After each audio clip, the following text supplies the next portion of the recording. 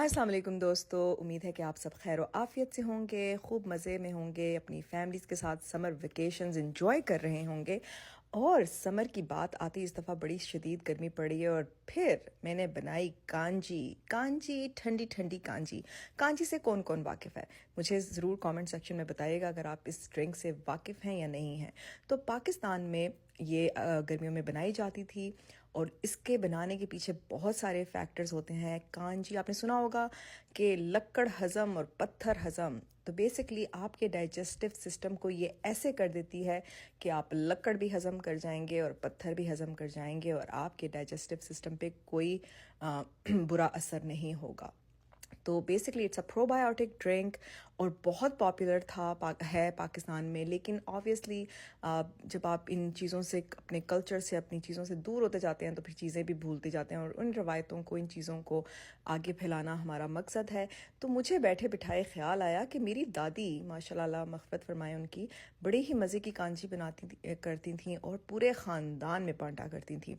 तो इस दफ़ा मेरी फैमिली मेरी तरफ इकट्ठी हो रही थी तो मैंने सोचा जी इस दफ़ा मैं भी उन सबको सरप्राइज़ करती हूँ कांजी बनाकर। और गर्मी भी शदीद पड़ी है तो बहुत ही आसान ड्रिंक है। और अब यहाँ पर आपने देखा होगा कंबूचा के नाम से फर्मेंटेड ड्रिंक्स के नाम बेसिकली यहाँ पर भी हेल्थ पर्सपेक्टिव से बहुत पॉपुलर हो गए हैं। तो क्यों ना दोस्तों हम सिंपल और अपने ही रवायती तरीक़ों से बनाएं अपने ये फर्मेंटेड ड्रिंक्स और इनको एंजॉय करें, क्योंकि हेल्थ इज़ वेल्थ। तो चलें आए बनाते हैं कांजी में। सबसे पहले मुझे मिल गई काली गाजरें, वो होल फूड्स पे भी मिल रही हैं, एशियन स्टोर्स पे भी, देसी स्टोर्स पे भी मिल जाती हैं। बहुत थोड़े से शॉर्ट पीरियड के लिए होती हैं। तो उसमें और कलर ऐड करने के लिए मैंने उसमें एक ऐड कर दिया बीट, चुकंदर, ताकि कांजी का जो बड़ा ही वाइब्रेंट सा कलर भी आ जाए।